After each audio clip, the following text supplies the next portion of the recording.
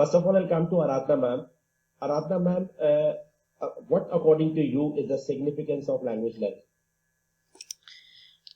Thank you, Mr. Chandok. First of all, I'm so impressed by all the panelists.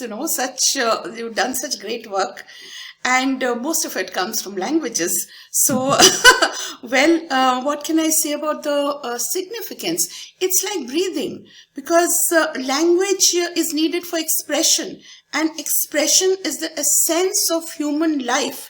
I mean, there can be nothing, which can come before that.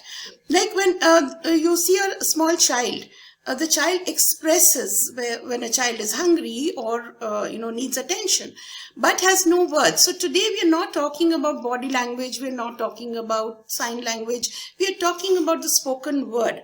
So if you see anybody's child, a very small child does not immediately attract you, because there are no words which attract you. Your own child, of course. I mean, there's nothing beyond that.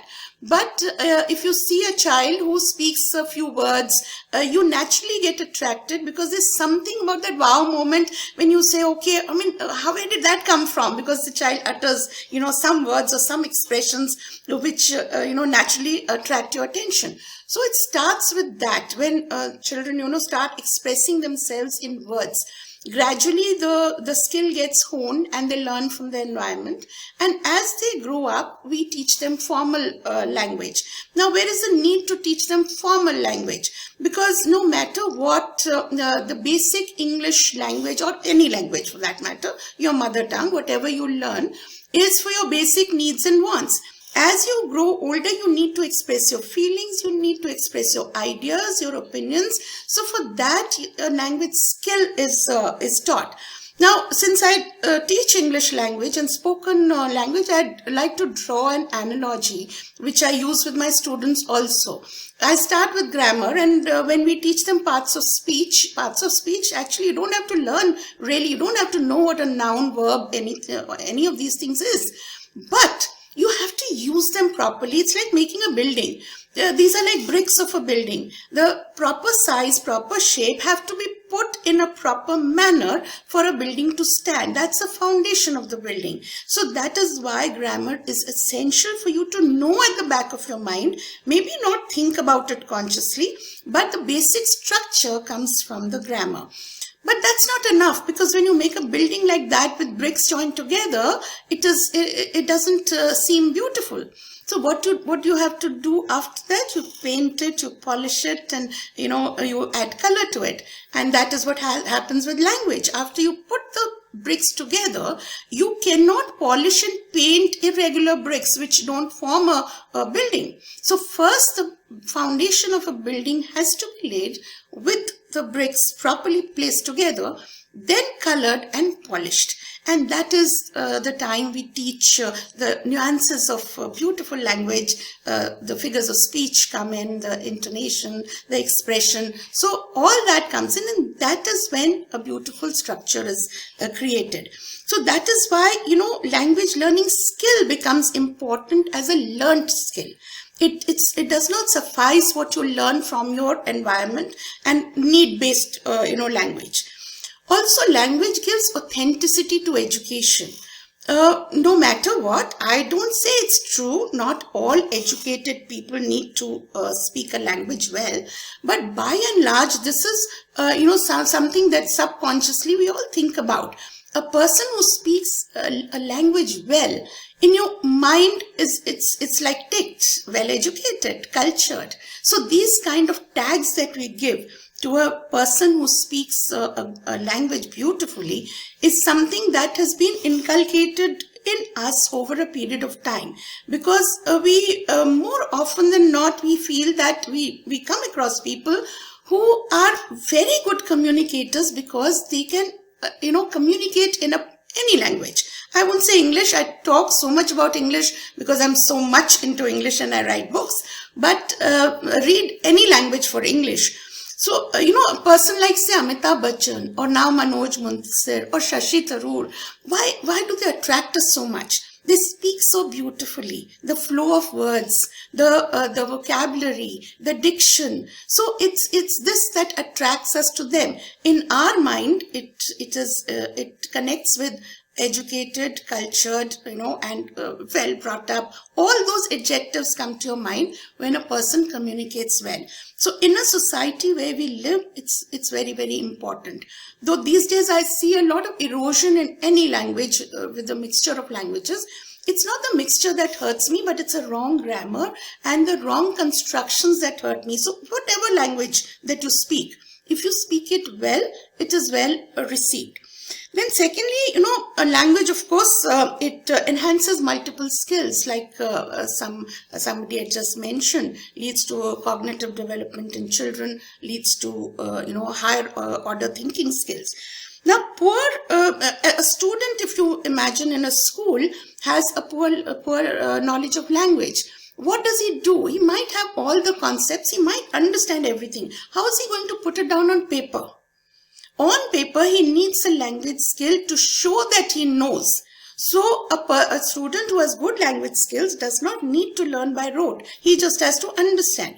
Whereas students, say in an English medium school, if a child is poor at English, he may understand, he might be intelligent, but very often he is thought of as non-intelligent because the poor thing cannot put down on paper what he knows. So that is why also language becomes a skill that has to be there in your, scheme of things. Otherwise, no matter how much you know, you're not able to project your knowledge. And when you see in society, there's a saying that if you want to kill a country, kill the language. And if you want people's love the language. It's, when you stand on stage and you speak the language of your audience, immediately there's a connection. So that is why this being multilingual really helps for you to connect. Language is not about an academic skill only. Language is about connection to the brain and the heart. Whereas science, maths, it's all got to do with the cerebral part of you. But language has to do with the emotional part of you also. You connect to people with language. So with all these things, language does become something that we can't do without. It is something that is as, I think, essential as breathing. Because we can summarize that if there is no language, so there is no communication. When there is no communication, there will always be a problem. And vice versa also. If language learning is over there, proper. Yes. What we have talked about is that people do speak English, they know English, but the grammar is not right, or the way, or whatever you say, learning is not right. I remember, and as Aradhana mentioned, that the key essence, in fact, there's a lesson in grade 12 called the last lesson, where you've got a beautiful line that in order to hang on to your individuality, you need to retain or hang on to your language. Where we go wrong is that we fail to bring a language to life. And the most boring, in fact, I've always maintained that an idiot can do it, that you pick up a book, you read it, and you explain it. Anybody can do it. But to have a passion for your subject and to speak about it, and if you are teaching a poetry that speaks about the loss of a parent, if you can have that little child sitting in that corner, sitting quietly with a tear rolling down because he can relate to it from the heart. You've done your job. You've done your job.